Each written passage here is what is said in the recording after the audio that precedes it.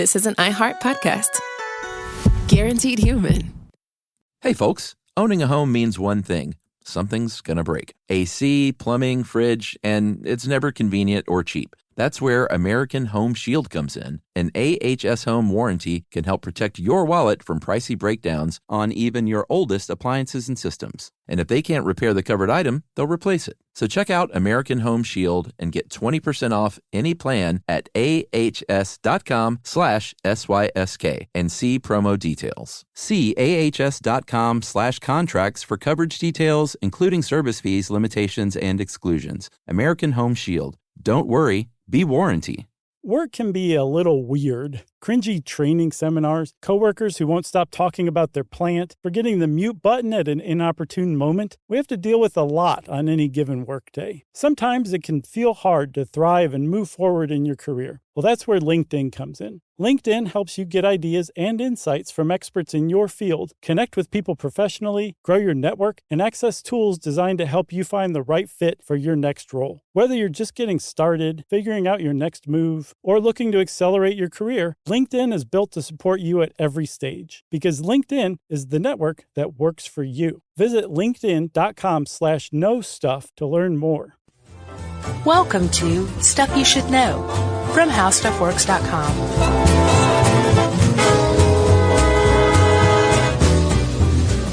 Hey, and welcome to the podcast. I'm Josh Clark. There's Charles W. Chuck Bryant, and there's Jerry. So it's Stuff You Should Know. Wow. First of all, I think we should go ahead and apologize to 8 Stuff You Should Know fans. There were more than that. Who have already heard this? Yeah, we went to the World Science Festival. We were invited to the World Science Festival in New York City. And we want to give a little special shout out to Ben and the Ace Hotel for putting us up while we were there. Yeah, we did a live podcast, short form, in Washington Square Park on a Sunday afternoon. It was kind of a neat thing. So, yeah, hey to everybody who came out to see us. We appreciated the support. Yeah, actually, I thought I knew everyone by name that were actual Stuff You Should Know fans. Yeah. I was going to apologize to them directly. There were some people who clearly were not familiar with us and were just mind blown. Yeah. Walking around, glazed look in their face. They look kind of defeated. I was like, oh, you like Stuff You Should Know now. Yeah, I had a couple of people come up and be like, hey, what do you guys do? This is neat. And I said, well, you just saw a short version of it, my friend. And they're like, yeah. If you want a lot more side stories and anecdotes, then tune into the long version. Yeah, we had 20 minutes. We had a 20-minute set. Yeah, boy, we had to get down to business, didn't we? And we did, too. Yeah, it was not bad. We didn't talk about tire stores or anything like that. We Nope. just talked about the wow signal. Yeah, this is, I think this is fascinating stuff because this is something that even the most hardened skeptic hasn't been able to fully debunk. Yeah, that's a good point. It's pretty neat that, they're upset probably. So we should say that we keep saying the wow signal, and Chuck's talking about skeptics and everything. There is evidence of a potential transmission from an alien civilization here on Earth. And it's been here on Earth, printed out, sitting in the Ohio State University archives since the 1970s. Yeah, and potential is the key word there. I think that's where most skeptics' head will pop off. Right, but again, you got to say potential. And I did. Yeah, I don't want anybody's head to pop off. You know. The thing is, like you said, Chuck, no skeptic has been able to say, "Here's your explanation, dum-dum." Yeah, and they've tried. There've been plenty of explanations, but every single one has been systematically addressed and reduced to rubble, basically. Yeah. So the whole thing finds its roots, like I said, back in the 70s, but actually goes further back than that. There's a lot of, there's been a lot of talk starting in the 20th century over aliens. Chatter. Are we the are we the only life out there? Are there other people on other planets? And if so, can we communicate with them? And astronomers started crunching the numbers and doing the math and said, we basically have two things we can do here. We can try to go visit aliens and look for them in the flesh. Yeah, expensive And potentially impossible. Yeah, it's like looking for a needle in a haystack. Yeah, but also it's the closest planet to us is like a few hundred light years away, I believe. Okay. 400 plus, right? Which means that it would take 400 something years traveling at the speed of light to reach that planet. Mm-hmm. So we couldn't go find them. Instead, we decided that we would try to listen out to see if anybody was releasing any transmissions out there and find traces of alien civilizations that way. Yeah, and did we do a show on SETI? No, I'm sure we've talked about it before. All right, the search for extra... yes. Did we? We did. I don't remember what it came in. We definitely have talked about it before, now that you say that. I think one of our South by Southwest or Comic-Cons might have had something to do with Oh, SETI. yeah, the UFOs. Maybe so. So SETI, the search for extraterrestrial intelligence, it's not a single organization, although there is the SETI Institute now since the early 1980s. Mm-hmm. But SETI is a bunch of different groups that they're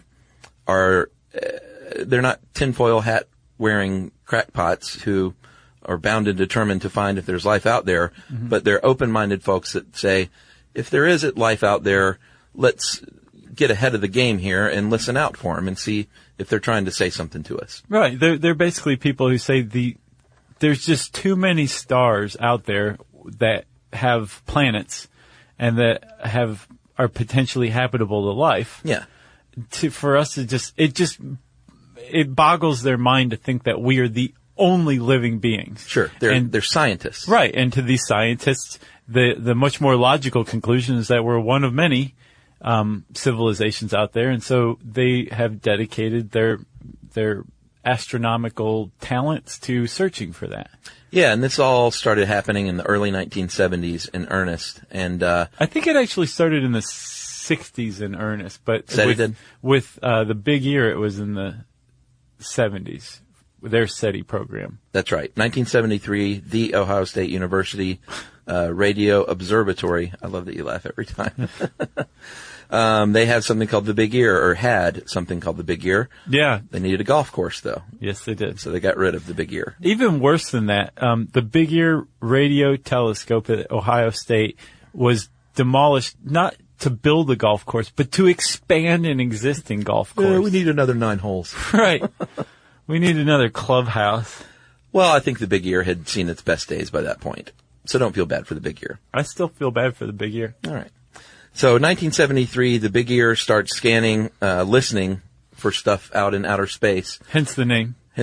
And what would happen is, because it was 1973, it would print stuff out on a dot matrix printer, and student assistant would take that printout of what it was listening to and take it to another volunteer, teachers, professors, and they would just basically look at all these numbers. Yeah, if you've ever page seen, by page by page. If you've ever seen the WOW signal, it's just numbers. 1s, 2s, maybe a 3 here or there. Yeah, it's the level of background noise in space. Exactly. So a 1 is a blip, a radio transmission that was 1 time the intensity of the normal background noise in space on a particular frequency, right? Yeah. A 1 is nothing. Like, there's 1s all over the place all the time. There's 1s, 2s, and 3s. Yeah, very common stuff. Yeah. And so these poor astronomers who were donating their time to the Big Ear telescope were basically, they were analyzing this stuff. Yeah. With their eyes. Yeah, there wasn't like a computer program they spit it into. No. They looked at this computer printout, sheet after sheet after sheet. Right. So they would look at a whole night's scan of deep space. Yeah. From a radio telescope, again, with their eyes going over sheets and sheets of computer paper, dot matrix printer paper.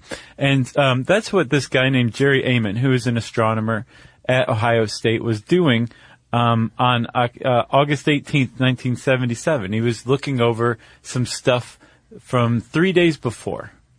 Yeah, and so he's scanning all the stuff, and there's 1s, 2s, and 3s, and he's watching Love American Style on TV and eating his TV dinner, and he's bored out of his mind. That show. Love American Style. Mm-hmm. And he's bored out of his skull. And then, well, here's another important thing to point out. Because it was also 1973, that was the 77 at this point. They didn't have double-digit printouts. No. It just went 1 through 9 and then started with the letter A, B, C, D as 10, 11, 12, and so on. Right, exactly. So he's reading this stuff, and he sees 6EQUJ5, which means the transmission at its peak of U peaked at 30 times louder than anything they had ever seen before. Than the normal background noise. And he circled it and put "wow!" exclamation point on the paper, and that's why it's the wow signal. Exactly. And this is a big deal. I mean, like in this whole huge ream of dot matrix paper filled with 1s and 2s and maybe a 3 here or there, there's a U standing in the middle of this string, this transmission. It started at 6, which was high. Yeah, I mean, 6 alone would be like, whoa, this is kind of significant. This thing went up to U. And like you said, he circled it and wrote wow next to it and it became the wow signal. And almost immediately, they started investigating this thing. Sure. And there are a lot of details to the wow signal that make it even more impressive than just the fact that it peaked at U. Yes. Started at 6 and ended at 5 and peaked at U. There's a lot of different aspects to the wow signal that make people say, what in the name of God is this? Yes. And we will start getting those details right after this break. You know. Stop. You should know. We've all had the experience of calling a business and just wanting to talk to a real person. Not an automated voice pretending to be human, an actual person who can listen and understand and offer help. That's exactly what you can do with Ruby. Ruby is the virtual receptionist company that takes care of your callers when you're unavailable in the middle of something or simply don't want to pick up. That's right. They can answer, screen, transfer calls. They can take messages, collect payments, book appointments, and more, all while making the people you serve feel special. And best of all, it can help you be more productive. For example, 9 out of 10 lawyers who use Ruby log more billable hours per day than the national average. And other professionals like plumbers and technicians win more customers while being able to stay focused on the job. But whatever kind of small business you run, Ruby is built to save you time, earn you more customers or clients, and make meaningful connections with the people you serve. It's available 24/7, 365 days a year, and 100% based in the U.S. See why more than 15,000 small businesses use Ruby. Visit Ruby.com or better yet, call them at 844-900-RUBY.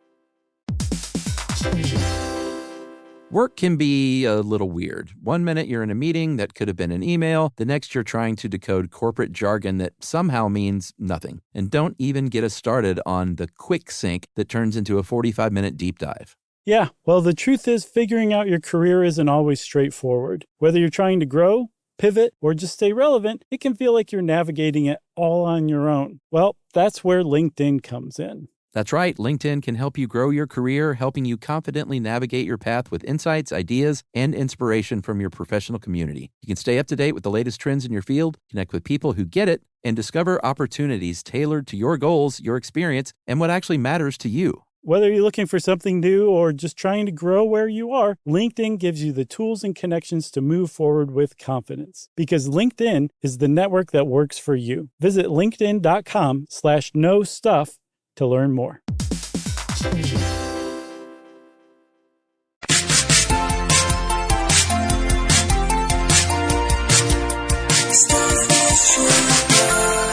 So, Chuck. Yes. We were talking about how the wow signal looks on dot matrix paper as 6EQUJ5. Mm-hmm. And that means that at its peak, it goes from 6 times the normal background noise all the way up to 30 times and then back down to 5 times the normal background noise. Yeah, over what we know, over 72 seconds. Yes, which is very significant, it turns out. So, the Big Ear telescope, we should say a little bit more about. It was a Krauss telescope. It was built in the 60s, and it didn't move. It eavesdropped on the electromagnetic radio spectrum coming from outer space. Yeah. It eavesdropped on it, but it used the rotation of the Earth to move it. Yeah, it didn't pan its little big ear back and forth. It wasn't a show-off? No, it just stayed fixed. The rotation of the Earth very slowly would pick up a new patch of Earth at the rate of the Earth's spin. Right, so the big ear is Or just... sky at the rate of the Earth's spin. Right, and so it's just pointing out there in deep space, and as the Earth rotates, it would move the big ear's field of reception, I guess, Sure. across any given point in the sky over a 72-second period. Yeah. And it just so happens that the 6EQUJ5 WOW signal transmission was 72 seconds, which suggests something very important here, Chuck. It suggests that the WOW signal came from a fixed point in the sky. Right. That was staying in one place, and the big ear just swept past it over the course of its normal 72 seconds. Yeah, and I liken it to like if you're driving through the desert listening to your radio, your signal, the further you are from that radio transmitter or that radio station, is going to be pretty faint. And then as you get closer and have that direct signal, it's going to peak. And then as you drive further past it, it's going to get more faint again. Yeah. And that's what shape that this WOW signal took. It took the shape of a pyramid, if you graph it out. And I believe that's the Doppler effect. Because I always hear the Doppler effect being explained by how an ambulance siren sounds far away and then gets louder as it gets closer, and then it gets, weaker the further away you get. Yeah, well, it also changes pitch, though. Isn't that the Doppler effect? I think so. It's not just loudness. It's like, if you're in England. Did you change pitch just then? Yeah, you didn't hear any difference? No. You didn't hear it go down? In volume? You didn't hear it go down in tone? No. Wow. Did you really? Are you tone deaf? I don't think so. It would explain a lot as far as karaoke goes. Do you sing karaoke? Uh-huh. Did you recently? Yeah. What'd you sing? I got some songs here or there. You can't tell us one of them? Is that too revealing? No, let me think of one of my karaoke songs. My big move is always Under Pressure.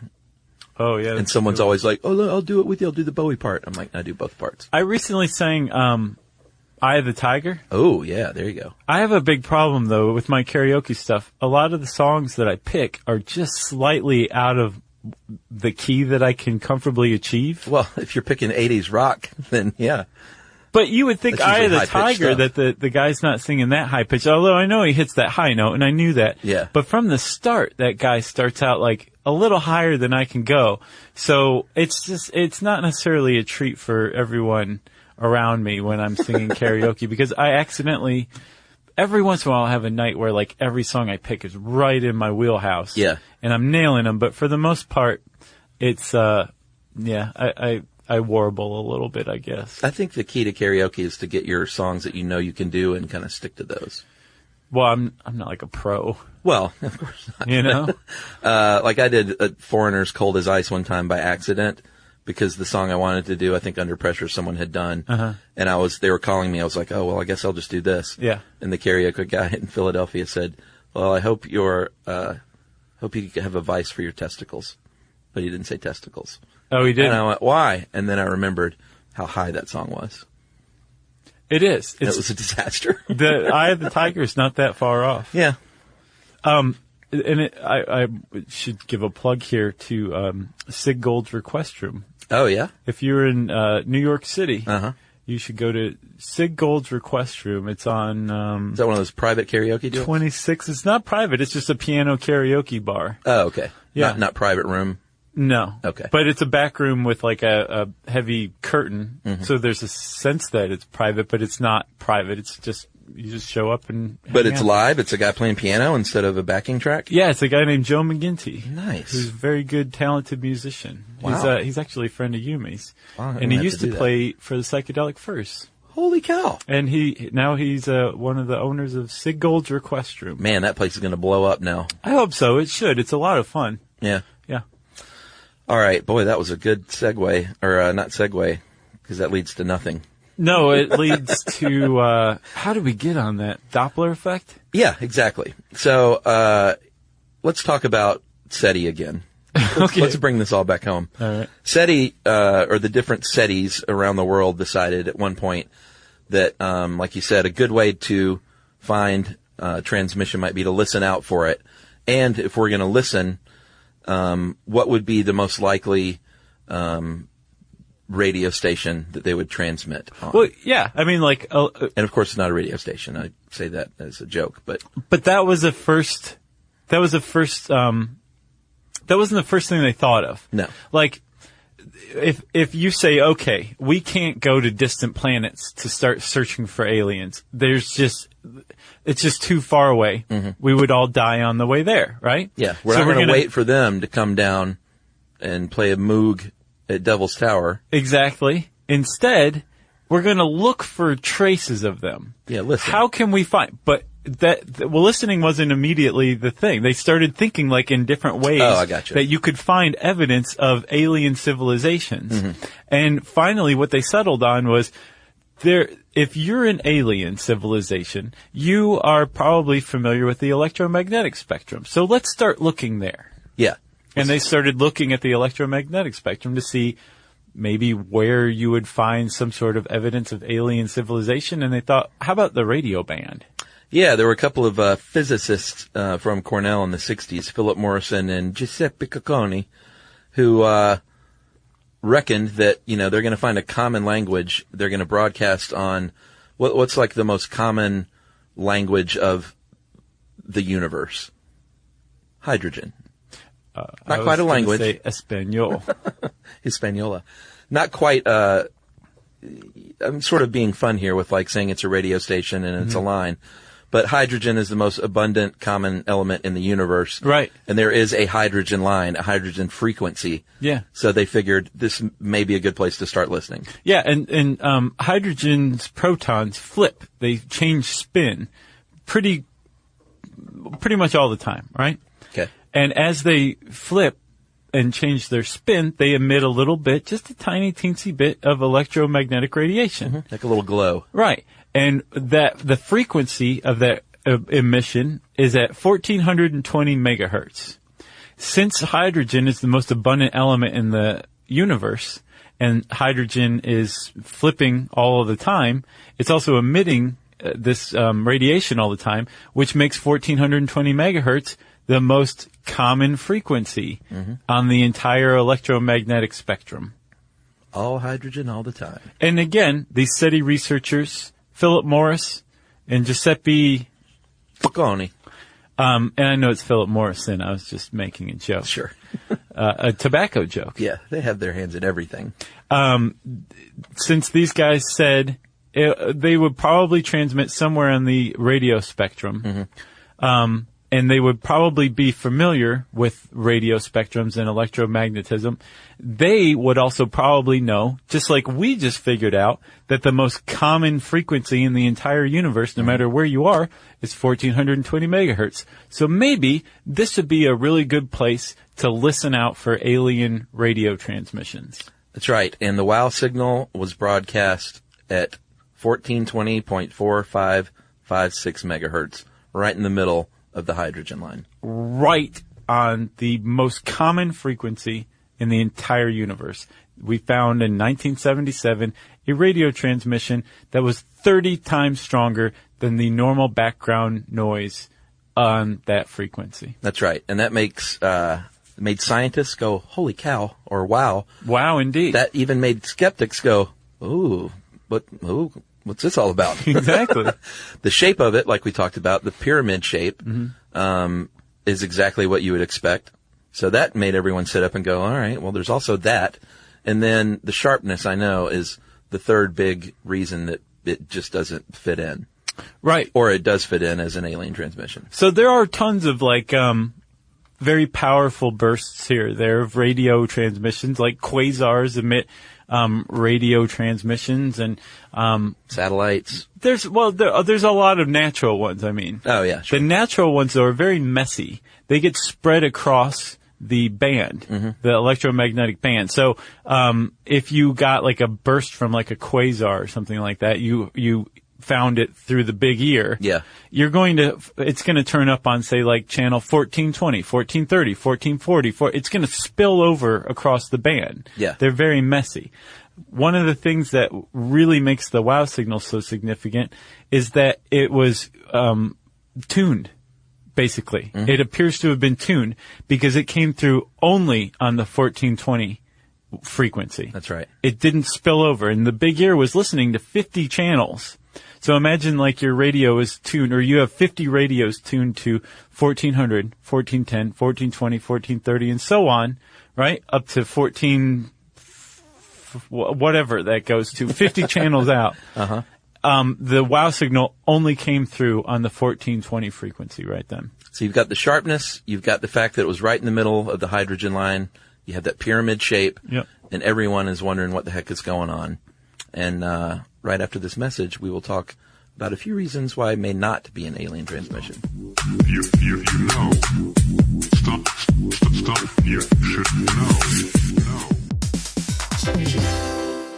We've all had the experience of calling a business and just wanting to talk to a real person. Not an automated voice pretending to be human, an actual person who can listen and understand and offer help. That's exactly what you can do with Ruby. Ruby is the virtual receptionist company that takes care of your callers when you're unavailable in the middle of something or simply don't want to pick up. That's right. They can answer, screen, transfer calls. They can take messages, collect payments, book appointments, and more, all while making the people you serve feel special. And best of all, it can help you be more productive. For example, 9 out of 10 lawyers who use Ruby log more billable hours per day than the national average. And other professionals like plumbers and technicians win more customers while being able to stay focused on the job. But whatever kind of small business you run, Ruby is built to save you time, earn you more customers or clients, and make meaningful connections with the people you serve. It's available 24/7, 365 days a year, and 100% based in the U.S. See why more than 15,000 small businesses use Ruby.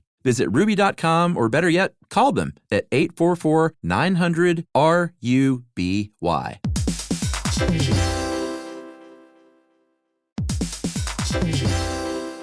Work can be a little weird. One minute you're in a meeting that could have been an email. The next you're trying to decode corporate jargon that somehow means nothing. And don't even get us started on the quick sync that turns into a 45-minute deep dive. Yeah, well, the truth is figuring out your career isn't always straightforward. Whether you're trying to grow, pivot, or just stay relevant, it can feel like you're navigating it all on your own. Well, that's where LinkedIn comes in. That's right. LinkedIn can help you grow your career, helping you confidently navigate your path with insights, ideas, and inspiration from your professional community. You can stay up to date with the latest trends in your field, connect with people who get it, and discover opportunities tailored to your goals, your experience, and what actually matters to you. Whether you're looking for something new or just trying to grow where you are, LinkedIn gives you the tools and connections to move forward with confidence. Because LinkedIn is the network that works for you. Visit linkedin.com/knowstuff to learn more.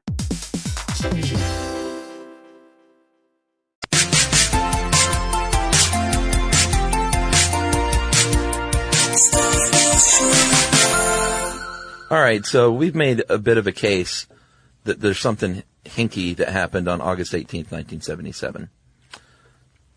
Right? Yeah, I think so. Pretty strong case. Sure. Of course, when you make a case like this, like they say, extraordinary claims require extraordinary evidence. Mm-hmm. Basically, what we've ended up with is this is some evidence, so you can't make like a full claim that, hey, this is definitely an alien trying to get in touch with us, because all we have is that 72-second burst. We haven't been able to find it since then, and we've looked or listened. Right, and just attending in an unexplained radio signal doesn't, I mean, it's not like the signal said, hey, we're broadcasting to you live from Kepler 43b. Right. We'll be seeing you guys in 2150 AD. Right, when we come down and take over your planet. It's going to be a bad day for you. Yeah. So there's, like you said, that it's not in and of itself a proven alien signal, but there are a lot of really unexplainable things that support the idea that that's potentially possible. There are a lot of people who have tried to put out explanations to the contrary, right? Mm-hmm. For one, they have gone back and listened to that same patch of sky over and over again, more than 100 times, and no one's ever picked up the wow signal again. Yeah, and I have, sure, it would be nice to go back to that same patch of sky and hear it again, but if it takes a lot of energy to beam a signal like that from deep space, it may have been a one-off. Yeah. Or some people have theorized that maybe if you were an alien civilization, it takes so much power to broadcast in every direction, you might use more of a lighthouse sweeping method. And so it wouldn't be at that fixed point. It's just out there moving across the sky. Right. And it just so happens that the Big Ear and this lighthouse radio beacon crossed one another At just the right time. At just the right time. That is a pretty good counter explanation or counter argument to that one. Sure. Another one was that it was some sort of transmission from Earth, projected and reflected off of like a piece of space debris. There's a lot of junk out in space. Yeah. You've seen gravity. I've seen gravity. Yeah. There's a lot of space junk out there, and it can reflect radio signals, right? Mm-hmm. But there's some real problems with that explanation as well. Yeah, because I believe that from Earth we don't transmit on the hydrogen line, correct? Right. It's protected. Like, you're not allowed to transmit on that because people are listening out for aliens on that line. So no bounce back. No. So even if you do have one jerk whose sole purpose in life is to mess with SETI scientists by beaming radio signals at 1420 megahertz, so that they'll get beamed back into space, even if there was somebody transmitting and it supposedly bounced off of space junk, there's still problems with that explanation too. Chiefly, the space junk would have to be moving in the same direction at the exact same rate as Earth in order to give the illusion that it was coming from a fixed point in outer space. Yeah. Because remember, the Earth would actually, it would have to be even more mind-bogglingly perfect than that. It would have to be moving at a rate that allowed the Earth to pass by it over the course of 72 seconds. Right. It couldn't just be moving at the same rate, or else the Big Ear would never. The signal, yeah. Exactly. So apparently Jerry Amon was a skeptic of his own WOW signal. Yeah. And even he was like, that the space debris thing, it's just the probability of everything lining up like that is just so small that I hereby dismiss that. That's what he said. He did. And here's the thing. A few years later, I think in 1980, they actually developed the capability for this Big Ear and then other radio telescopes to move on their own. So in other words, if it would have locked onto that signal, it could have locked on and then counteracted the rotation of the Earth and really listened to see how long that thing lasted. Yeah, because we have no idea how long it lasted. We know it lasted at least 72 seconds, right? But no more than 24 hours, because it wasn't there the day before and it wasn't there the day after when the Big Ear went through and swept past the same patch of sky. Right. So it was a few years they went over late. the data, believe me. Yes, they did. And like we said, they started listening for it specifically, the very large array, the VLA in the mid-90s. And that is that in New Mexico, I think? Yeah, New Mexico. Okay. That has the power of 27 separate radio antennas, 100 times more sensitive than the Big Ear. And they specifically, this guy named Robert Gray, an amateur astronomer, went looking for it, pointed it toward Sagittarius, which is sort of the rough direction that the WOW signal came from. Uh-huh. And again, he's like, I haven't heard anything since then. No. And that's another point that a lot of people say it was nothing, is that that point out in deep space, out in the sky, there's nothing there. Right. There's no planet, there's no star, there's no nothing. So what is some seemingly artificial radio transmission being broadcast from when there's nothing but space out there? Pretty weird. It is very weird.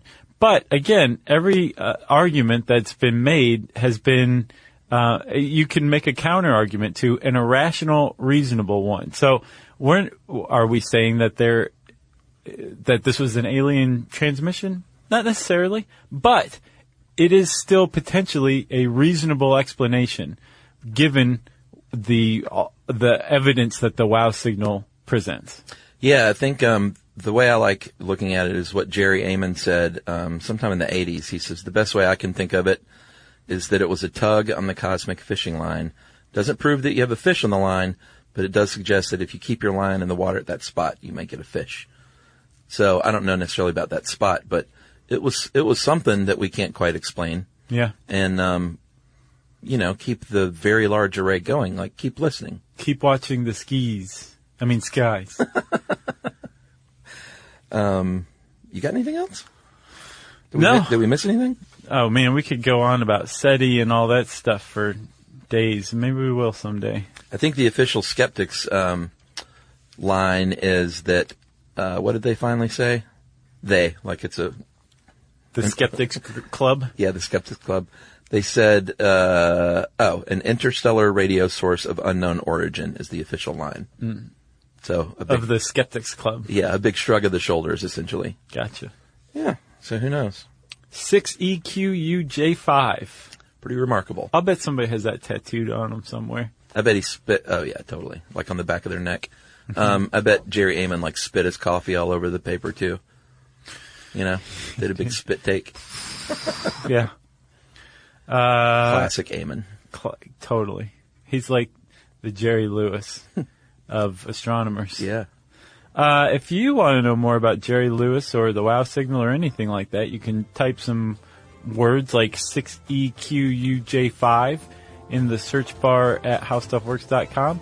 And since I said search bar, it's time for listener mail. I'm going to call this Purpose of Life. We got a lot of great responses from Does the Body Replace Itself when you went into that really nice philosophical sidebar on, why are we here? Right. I thought it was interesting. Thanks. Hey, guys, just finished my 4-month binge of all 700-plus episodes of Stuff You Should Know and wanted to write in about Does the Body Replace Itself. Towards the end, you discuss the purpose of life and why there can't be just a one or a few species if the purpose of life is to cycle carbon, etc. Speaking as a biologist, the Earth doesn't need life for anything. The planet would be just fine with no life and no carbon cycling. It would just look quite a bit different. Talking about the purpose of life like this is an easy and common fallacy that implies some need that's being filled. Life's purpose, if you want to call it that, is simply to replicate itself. That is, at some point, there was a molecule able to replicate itself. As it did that, some copies were better at replicating than others, and so on and so on. Over time, it became more effective to be encased in a membrane than to use DNA instead of RNA, and so on and so on. Everything alive today shares the history of ancestors that replicated and passed on their genes successfully. Life doesn't need to live or die, or eat or breathe or swim or fly, or photosynthesize or procreate, or think or love. But it does those things because they help it effectively copy and pass on the genes. This is the fundamental purpose of life, and though some may think it's cynical or heartless, I find it beautiful and truly awesome. And that is Danny in Seattle. Thanks a lot, Danny. Seattle, all the atheists and agnostics out there. Right. I just posted a thing. They have 7% more agnostics and atheists than the rest of the country. Oh, really? And 7%? That's pretty significant. Yeah, and 20% less identify as Christian than the rest of the country. Huh. So, they're just a bunch of godless freaks. Well, thanks, Danny, for tossing your opining in about the purpose of life or the purposelessness of life. If you want to chime in on this whole thing, we can keep it going. You can tweet to us at SYSK Podcast. You can join us on Facebook.com/Stuff You Should Know. You can send us an email to stuffpodcast@howstuffworks.com. And as always, join us at our home on the web, stuffyoushouldknow.com.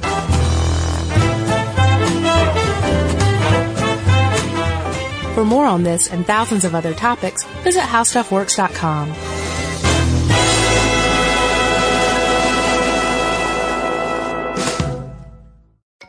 Can I have Lingo Kids? Dad, Lingo Kids, please! When did we become the Lingo Kids house? No idea. Last week it was dinosaurs. This week it's... Lingo Kids! Why Lingo Kids? Because it's the best thing ever. We can play games with astronauts, wild animals, and superheroes. With more than 4,000 interactive games, songs, and shows, Lingo Kids is the #1 entertainment platform for young kids. So, no dinosaurs? And dinosaurs! Lingo Kids! Everything kids love. Download it for free.